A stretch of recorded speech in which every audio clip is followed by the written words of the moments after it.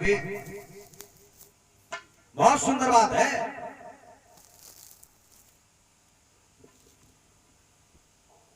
अमृत का उत्पादन करना पड़ता है।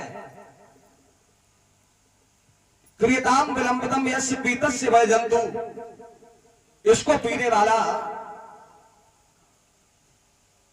अमर हो जाता है, लेकिन करना उत्पादन पड़ता है। कैसे किया जाता है? सूर्य जी कहने लगे सौनक ऋषि, बड़े भाव भक्ति की बात है। जिस समय देवताओं को दैत्यों ने परास्त कर दिया है, उस समय देवता भगवान के पास में गए, भगवान को ढूंढने के लिए गए, लेकिन भगवान जब नहीं मिले हैं तो शंकर भगवान ने वहीं पे कहा है, हरि व्यापक सर्वत्र समाना, और प्रेम से प्रकट हो ही भगवाना। भगवान हर जगह है, और कैसे प्रकट होता है? प्रेम से होता है। लेकिन प्रेम कैसा? कई एक क्वालिटी प्रेम की हो गई आजकल, जो गांव में चलता है वो नहीं करना है, अगर वो करोगे तो भगवान और दूर निकल जाएंगे। हैं? प्रेम करने का अगर शौक है कुछ तुम्हें, राधा से सीख लो, श्याम से सीख लो। अगर प्रेम करने का शौक है, कैसे भगवान श्री राम जी ने अपने पिताजी से प्रेम किया, अगर ऐसा प्रेम हो जाएगा तो महाराज भगवान तुम्हारे पास जरूर आएगा। ऐसा प्रेम होना चाहिए। तो बड़े भाव भक्ति से कहने लगे सूर्य जी की सौनक ऋषियों, भगवान को ढूंढते रहे, जब प्रेम पैदा किया है तो भगवान आए। भगवान ने कहा बेटा, इस समय अगर हम तुम्हारी मदद भी करेंगे तब भी हम कुछ नहीं कर सकते। ये समय तुम्हारी अनुकूल नहीं है, ये समय तुम्हारे अनुकूल नहीं है। अगर हम भी चलेंगे तो हम भी परास्त हो जाएंगे। हाँ, एक बात है, अगर तुम समुद्र का मंथन करो तो उसमें अमृत निकलेगा, और तुम अमृत को पी लेना तो तुम अमर हो जाओगे। लेकिन ये होगा तब जब अपने भाइयों से मित्रता करनी पड़ेगी। इनसे जो दैत्य है उनसे तुम्हें मित्रता करनी पड़ेगी। कान लगे महाराज, हम अगर उनसे मित्रता करें और समुद्र को मंथन करें, उसमें अमृत निकलेगा, आधो बे पीली आधो हम पीली, तो फिर तो फायदे का रही, ना बे मरे ना हम मरे।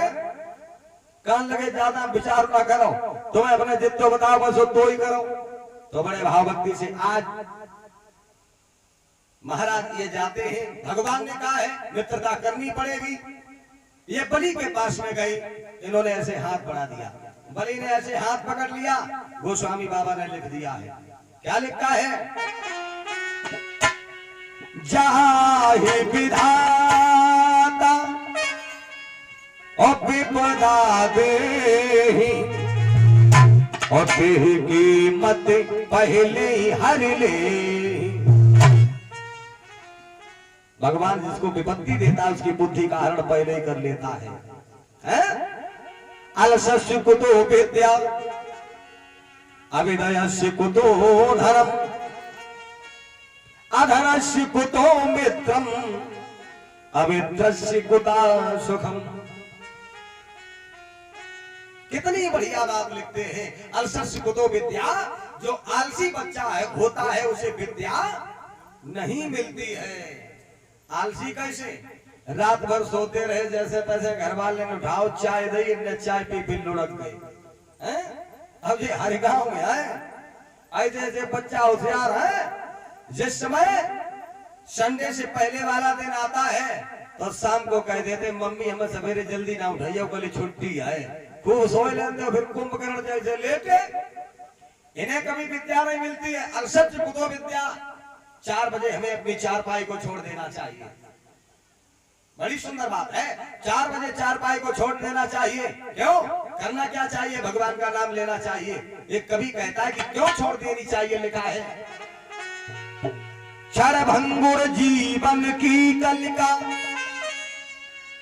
कलि प्रात को जान खिली न खिली, मलयाचल सी सुचि शीतल बंद, सुगंध समीर चली न चली।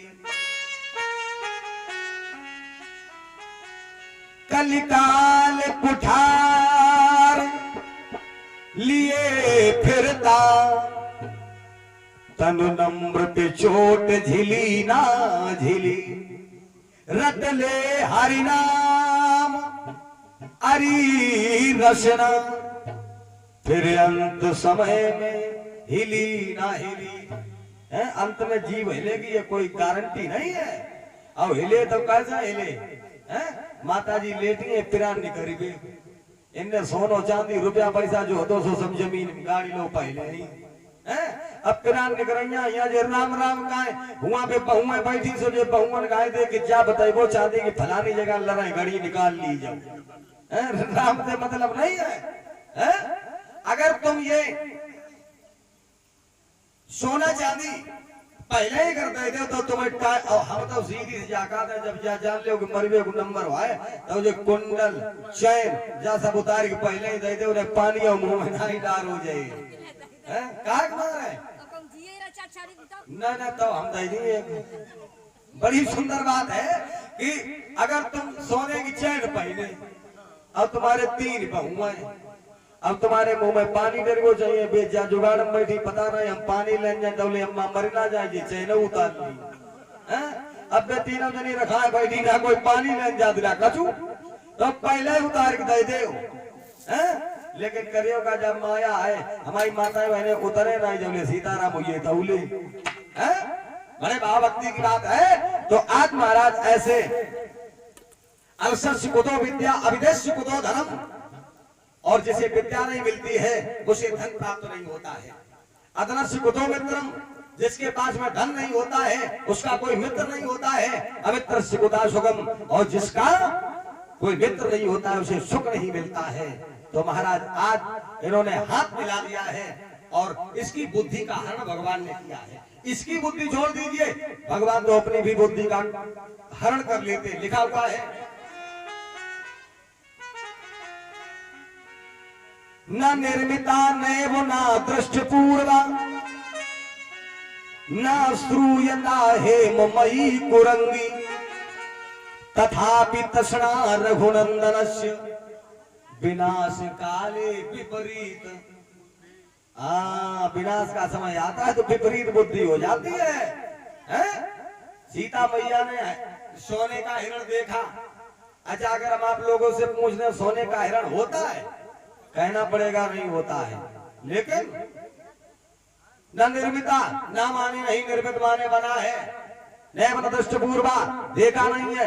हेममयी कुरंगी, सोने का हिरण, तथापि तृष्णा रघुनंदन से विनाश काले विपरीत बुद्धि। सीता मैया ने कहा ये सोने का हिरण, इसकी खाल बहुत अच्छी लगती है और लेकर के आओ कुटिया में सजाऊंगी। भगवान ने कही धनुष बाण ले लो, जाना है कहीं पाई सोने का हिरण कहां से आओ, ये माया है?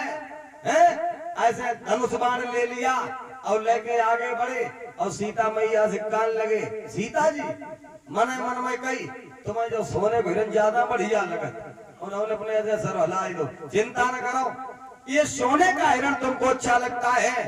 अब मिनट 15 नहीं लगे तौले हम तुम्हें ऐसी जगह पहुंचा दी जहाँ सोने कोई कमी ही नहीं। अब लंका में पहुंच जाए सोने कमी नहीं। ऐसे ऐसे आदमी मिले जो 6 महीना के लिए सोई जा। भगवान भाग खड़े हुए। सीता मैया ने विचार किया अगर अभी भगवान चले गए और इन्होंने अगर इसको ढेर कर दिया तो आगे जो भी लीला है वो विराम हो जाएगी। तो सीता माता ने कहा प्रभु हाँ पहले तुम ये सुन लो कि वो हिरण कैसा है। राम जी खड़े हो गए, माता ने बताया है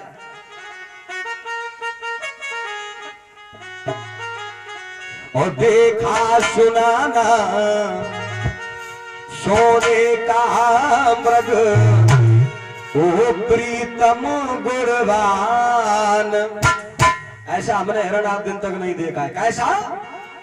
ओ प्रीतम गुणवान कितना सुंदर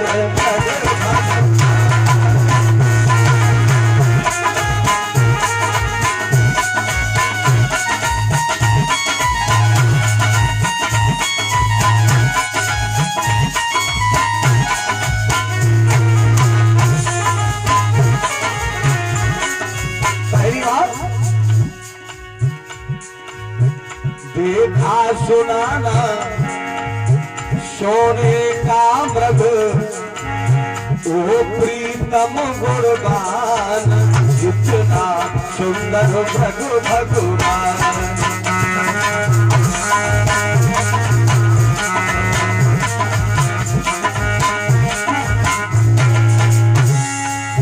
पहली बात, नाथ चरम जो इसकी लाओ, कर कुटिया श्रृंगार सजाओ।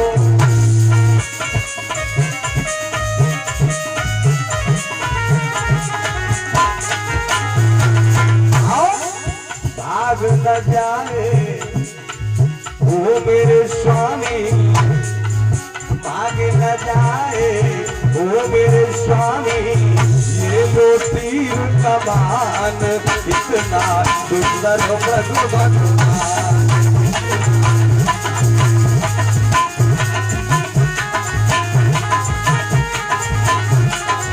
देखा सुनाना सोने का मृग ओ प्रीतम गुणवान इतना सुंदर प्रभु भगवान।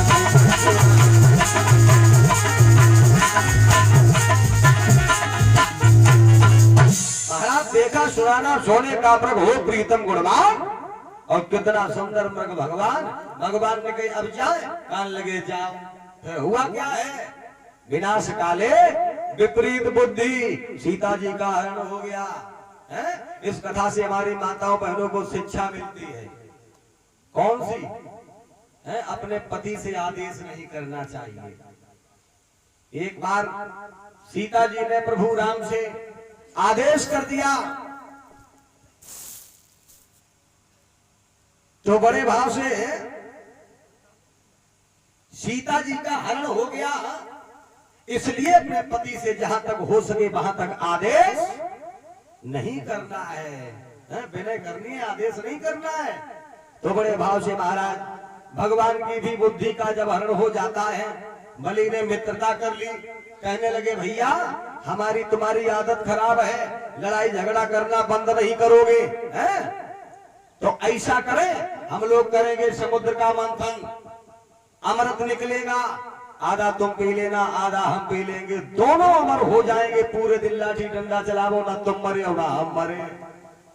बलि ने कही बात तो तुम्हारी बिल्कुल नहीं बढ़िया, अमृत पी ले, जब दवा अपने पास है, अगर हम दवा का पान कर लेंगे, ना हम मरेंगे ना तुम मरोगे, तो फिर पूरे दिन लड़ाई कौन दे, ना कुछ तुम्हारा बिगड़ेगा ना मेरा बिगड़ेगा।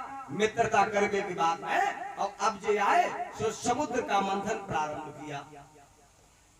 लोभ जो है वो नाश का कारण बनता है। जितने भी आपने सुना होगा कि पिता ने पुत्र को मार दिया, क्यों मार दिया, सिर्फ लोभ के कारण मार दिया है। जो भी गलत कार्य होते हैं लोभ के कारण, लड़ाई झगड़ा होता है लोभ के कारण। लोभ जो है वो पाप की मूल जड़ है। भाई भाई से दूर होता है, काहे को मारे हैं? नेको जगह ये वो ज्यादा ना हो जाए, इसलिए महाराज क्यों, ये लोभ है, और लोभ के कारण भाई भाई से दूर हो जाता है। बड़े भाव भक्ति की बात है। सुखदेव जी कहते हैं राजन परीक्षित, आज महाराज बासुक नाम की रस्सी मंगाई गई और मदराचल पर्वत को लेकर के आए और समुद्र का मंथन बड़े भाव भक्ति से प्रारंभ किया गया है।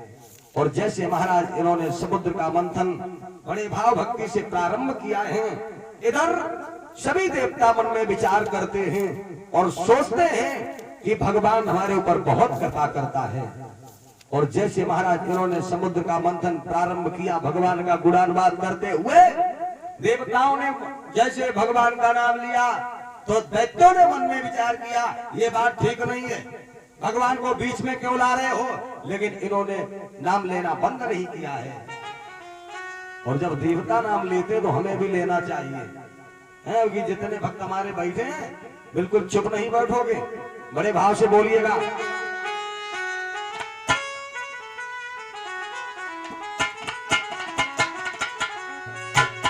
और सांवली सूरत पे मोह, बड़े भाव से तालियां बजा लीजिए, अगली बार अच्छे अच्छे हाथ मिलेंगे। हाँ, और शांबुली सूरत पे मोहर दिल दीवाना हो।